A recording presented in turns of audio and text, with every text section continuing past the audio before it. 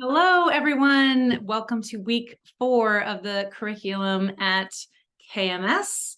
I'm Ashley Danneman, of course, co-owner. And oh, wait, the other co-owner is here to say hello. Yeah, we should have rehearsed this. So this week we're talking about memorization, and we're pulling some amazing info from The Musician's Way. So this book is pretty heady. It's for pre-professional, very serious musicians or professional musicians. So I've tried to pull it out in a way that younger students and people who are newer to playing music can work from it. So we're going to learn how to become expert memorizers of music this week. Benji, what are your tips? Oh, that's a really good question. I've actually struggled with memorizing over my whole life. What? So I'm so glad you asked that. But you're like a professional, and Yeah, and you went to grad school and all this stuff. So my tip number one is, if you're having a hard time doing it, don't get discouraged, because a lot of people have trouble memorizing things and other people are really good at it. So just like anything, some people are naturally, drawn to be doing better at it than others. Yeah. So, but you're way better at a lot of musical things that I'm horrible at. well, right. There's a Yeah. lot of different things that people are naturally gifted Yeah. in. So if you're struggling with it, don't worry. It's okay. What I would say is that it's like a muscle, like anything you do, the more you do it, the better you're going to get at it. So even if it's difficult now, the tips that Ashley's going to talk about, keep working at it and keep doing it, because that's making your brain carving out those neural pathways, right? Oh, neural pathways, yes. I don't have the science to back that up, but I'm assuming. But with any skill, it sounds right. Any skill you're doing, the more you do it, the stronger you're going to get at it. So keep at it. So true. Mhm. So you'll get this handout at your lesson this week, or at your ensemble. And first, it covers why even memorize something when you can have the comfort of your sheet music. Do you know why you should memorize something? Let's see if you Well, can. I know for me, I haven't looked at the sheet. I know for me, it really brings me a lot closer to the song, and I can focus on a lot of other areas other than just reading the notes and the rhythms. And I can actually think about expressing myself and dynamics and all those different things that are a lot more fun to think about. Totally. And that is definitely one of the reasons you were really freed up to make music when you're not trying to remember the song. And then, there's also this cool idea that once you've memorized something, you can play it anytime, anywhere, for anyone. How many times have I been somewhere and I'm like, oh, I can't play that. Someone invites me to sing and I'm like, ooh, and it's just a bummer. So it's good to have everything on lockdown, or as much as you can. Keep it up there. So yeah, anyway, we're going to go through 4 techniques, and I thought it would be fun to do it with the song we all have memorized. Dun, dun, dun. These videos are so much more fun when you're here. You should do them every week with me. We miss running the school together, but you got a fancy job. So the 4 stages of memorization, 3 are storage, which is perception of the piece, the ingraining of the piece, the maintenance of your memorization of the piece, and then finally recall is the last stage. Excuse me. So perception has to do with kind of what can you tell from this music, and you can look for the form of the overall piece. So happy birthday to you, happy birthday to you, happy birthday, dear Benji? Yeah. Happy birthday to you. So it has like the first line, and then the second line kind of is like that, but it changes just a touch.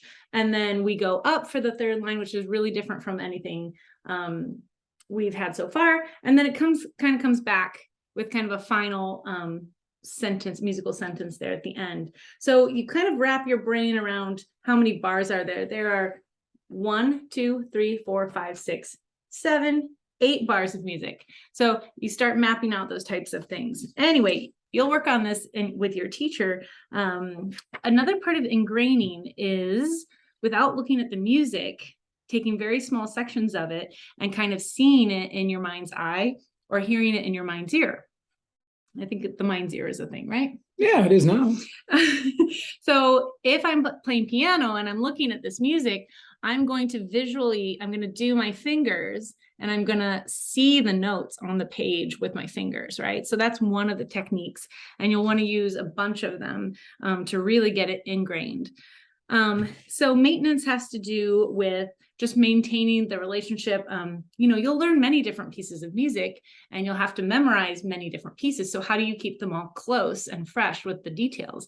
So that has to do with the maintenance phase of just getting in there and recalling all the details. And, by the end of learning a piece, most of it's like marked up and there are dynamics in there and phrase marks and all kinds of things to explain like how you want to present this piece. And of course, the emotional content of it as well is important.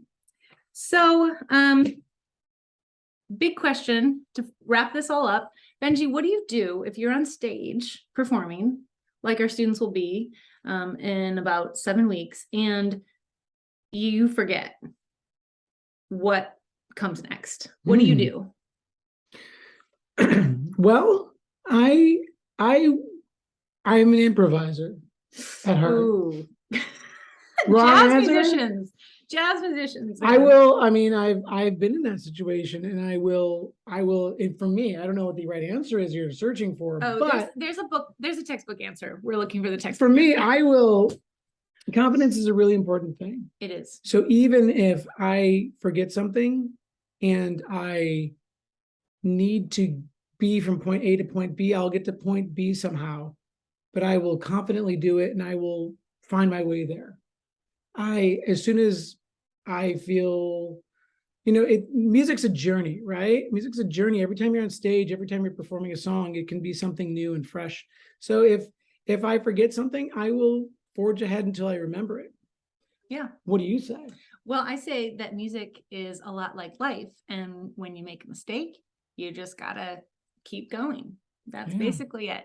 So that reminds me, at the recital, the student concert in June, there was an adult performing a really complicated piano piece for the first time. And they got to this point where you could tell they kind of just like blacked out, and the rhythm of the music was lost. But man, did they like hold it together until they brought it back. And it was really inspirational.